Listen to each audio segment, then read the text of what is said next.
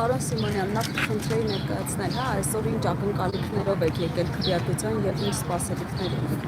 Եվ նաեւ ձեր դստեր հետ եք եկել, ինչ խորհրդանշում, ինչ խորհրդանշական պահ կա։ Ես միշտ իր հետ եմ գալիս, արդեն որերորդ ընտրությունն է, ու միշտ իր հետ եմ գալի, եթե ինքը իմ հետ գա,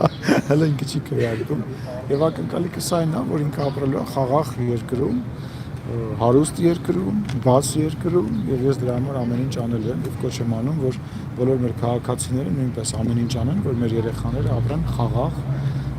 բաց, ազատ երկրում։ Պարոն Սիմոնյան, ամենօրյա ռեժիմով ականատես եք լինում ձայնագրությունների, որոնք վկայում են, որ ուժեղ Հայաստանի եւ Քոչարյանի ուժի օգտին ընտրակաշառքով քվեարկություններ են լինելու, նաեւ հազարավոր ՌԴ քաղաքացիներ են բերվում ընտրելու։ Ինչ պետք է անել սա չեզոքացնելու։ Դե կարծում եմ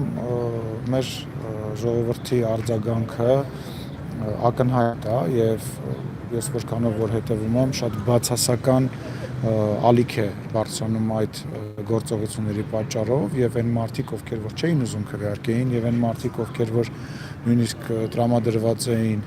քվեարկել այդ ուժերին, հիմա կամ զերծ են մնում կամ շատ ակտիվ գնում են քվեարկելու եւ վստահ եմ, որ բացասական ալիքը, այդ մի 1000 հոգի, 2000 հոգու բերելու բացասական ալիքը եւ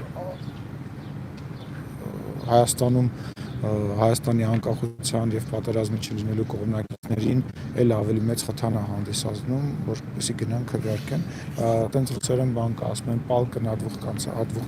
էլի», մեդալի երկու կողմ ունի եւ իսկ իրավապահները աշխատում են ու շատ խիստ են լինելու։